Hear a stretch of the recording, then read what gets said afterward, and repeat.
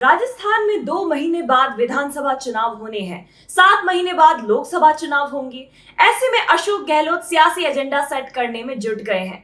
मुख्यमंत्री गहलोत ने मिशन 2023 अभियान के तहत एक यात्रा शुरू की है, जिसके जरिए 18 जिलों की 38 विधानसभा सीटों को साधने की कवायद करेंगे।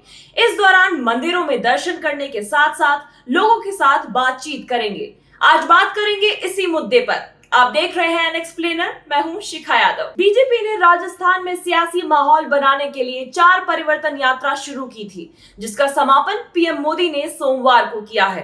इस यात्रा में बीजेपी के दिग्गज नेताओं ने सिर्फ शिरकत ही नहीं की, बल्कि यात्राओं के दौरान महिला अपराध, भ्रष्टाचार और हिंदुत्व से जुड़े मुद्दे को उठाकर गहलोत सरकार के खिलाफ एजेंडा सेट करने की कवायद करते नजर आए।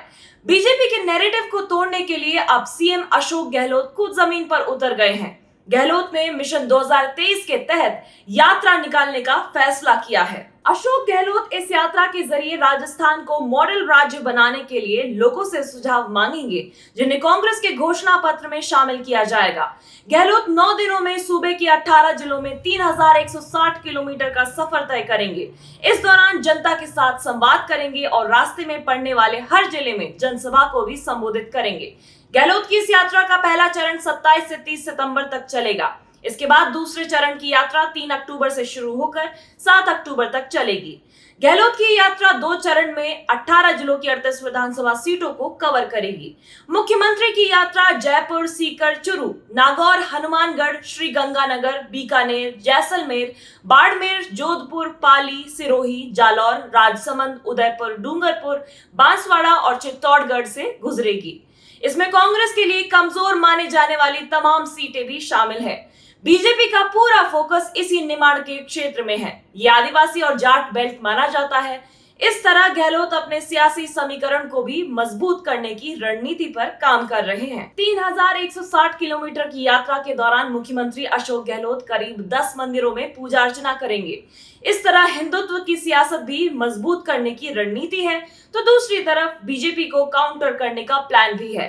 इसकी वजह यह है कि बीजेपी नेताओं ने जिस तरह से परिवर्तन यात्रा के दौरान कन्हैयालाल हत्याकांड, हिंदू त्योहारों के आयोजन पर प्रतिबंध लगाने को लेकर भी कांग्रेस को कटघरे में खड़ा किया था।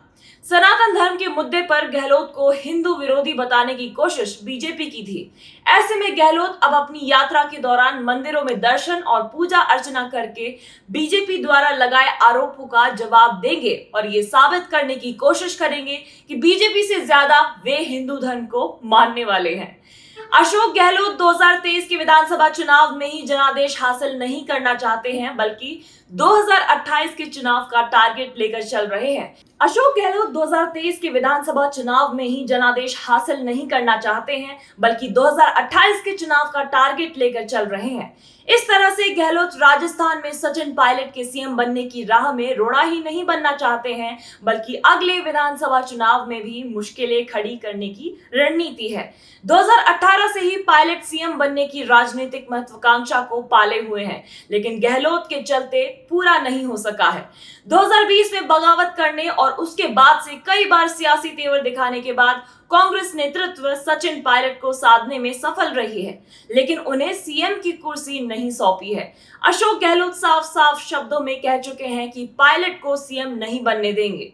ऐसे में गहलोत ने मिशन 2030 को लेकर जो अभियान चलाया है, उसे सीएम की कुर्सी से भी जोड़कर देखा जा रहा है। मिशन 2023 अभियान से पहले सीएम गहलोत पूर्वी राजस्थान नहर परियोजना को राष्ट्रीय परियोजना का दर्जा देने की मांग के लिए पूर्वी राजस्थान में 5 दिवसीय जन आशीर्वाद यात्रा निकालने वाले थे, लेकिन अचानक इस यात्रा को स्थगित कर दिया गया। कहा गया कि आदर्श आचार संहिता लागू होने के बाद ये यात्रा निकाली जाएगी। इसके बाद जन आशीर्वाद यात्रा स्थगित करने को लेकर कई सियासी चर्चाओं ने जोर पकड़ा। ऐसे में पायलट के बिना गहलोत के यात्रा पर निकलने से कई तरह से सवाल खड़े होते हैं। सीएम गहलोत की उम्र अभी 72 साल है और 7 साल के बाद जब उनका ये सपना पूरा होगा, तब उनकी उम्र 80 के आसपास होगी। इस तरह से गहलोत ने अपनी सियासी पारी को कम से कम अगले 10 साल तक बढ़ा दिया है। अब देखना यह है कि मिशन 2023 से अशोक गहलोत अगले 10 साल का सपना पूरा कर पाते हैं या नहीं। समाज और सियासत से जुड़ी खबरों के लिए हमारे चैनल को सब्सक्राइब करें, वीडियो को शेयर करें और अपनी प्रतिक्रियाओं से हमें अवगत कराएं। आप सबका शुक्रिया। नमस्कार।